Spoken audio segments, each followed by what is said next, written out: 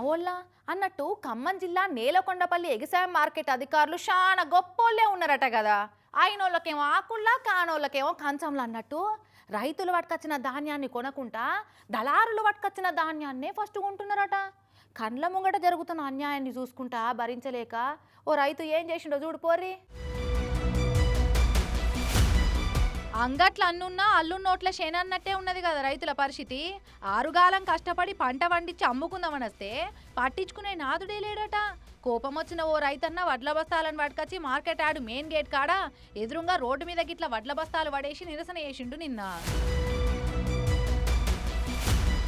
పోనీ అందరు అట్లనే చేస్తున్నారా అంటే దళారులు పట్టుకొచ్చిన ధాన్యాన్ని దబదబ కొని పంపిస్తున్నారట.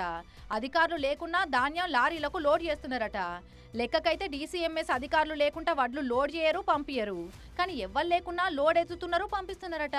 కానీ రైతులు తెచ్చిన ధాన్యాన్ని దేకేటోళ్లే ఉంటలేరట. ఇక అట్లా వేస్తే కోపం రాదా? అందుకే గిట్లా వేసిండన్నట్టు చిన్న సన్న రైతులను నిజమైన రైతులను పట్టించుకున్న పాపాన్నే పోతలేరట.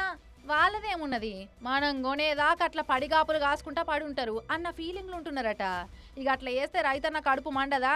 దుక్కి దున్నే కాడికెళ్ళి ఇత్తనాలు చల్లి నీళ్లు గట్టి నాట్లు పెట్టి పురుగు మందులు ఎరువులు చల్లి కోతలు కోసి కళ్ళల్ల కుప్పాలు పోసి బస్తాలు నింపి కిరాయిలు పెట్టి మార్కెట్ యార్డుకు పట్టుకొస్తే కొనేటందుకే బరువైతున్నట్టున్నది అధికారులకైతే. అసలు పంట పండించేదంతా ఒక ఎత్తు అయితే పండిన పంటను అమ్ముకునుడు ఇంకొక ఎత్తు అవుతుంది. ఒక్కో తాన్నైతే 15-20 రోజులు అవుతున్నా పంట కొనే దిక్కే ఉంటలేదట. ఎల్లగాని వాళ్ళకు చెడగొట్టు వానలొచ్చి కుప్పలు పోసి ఆరబెట్టిన పంట అంతా కొట్టుకుపోవచ్చే, తడిసి ముద్దలై మొలకలు రావట్టే. ఇట్లుంటే ఏ రైతుకైనా వ్యవసాయం చేయబుద్ధి అవుతుందా? రైతులు అలిగి ఎగసాయం బంధు పెడితే ఎవరి నోట్లకన్నా 4 ఏళ్ళు పోతాయా? మరి ఎంత పంట పండుతుంది? పండిన పంట కొనే ఏర్పాట్లు ఏమేం చేయాలి, ఎప్పుడు చేయాలన్న మినిమం ఆలోచన కూడా ఎందుకు వస్తలేదో అధికారులకు అని గరం అవుతున్నారు కొనేటోళ్ళు లేక పడిగాపులు కాస్తున్నారు రైతులంతా.